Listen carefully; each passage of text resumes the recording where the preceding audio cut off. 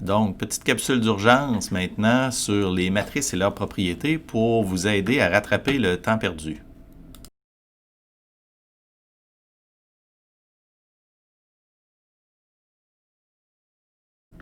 En effet, dans la capsule de l'objectif 5, la première partie, on disait de lire la section 10.4, mais en fait, il fallait lire jusqu'à 10.4.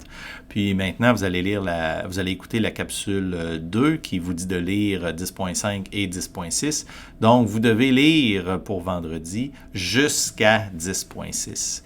Donc, la meilleure façon de le lire, c'est de se concentrer sur les théorèmes. Par exemple, le théorème 10.22 qui montre les propriétés exceptionnelles des multiplications de matrices. Pourquoi se concentrer là-dessus? Bien parce que le reste, c'est de la révision, vous le savez. Donc, allez, concentrez-vous sur les théorèmes.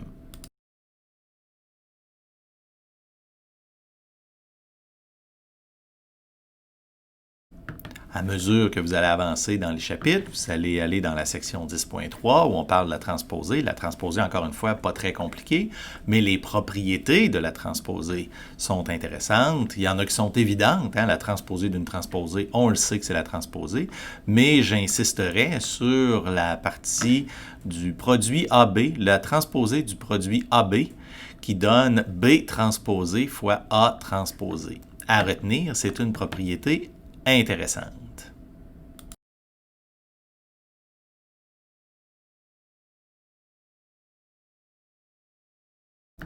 Une petite notion qui passe en vitesse à la fin d'une des sections, c'est qu'on peut maintenant, à partir de maintenant, un vecteur, on va le représenter en caractère gras comme une matrice colonne.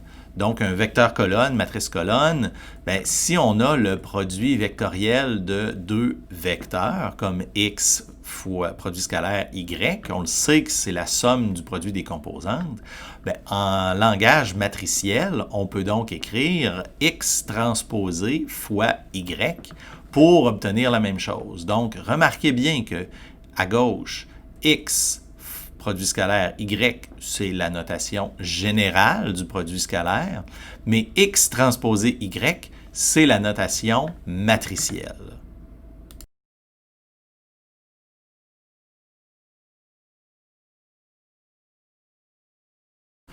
Vous avez déjà lu la section sur les déterminants, mais je vous rappelle de retourner aux propriétés importantes.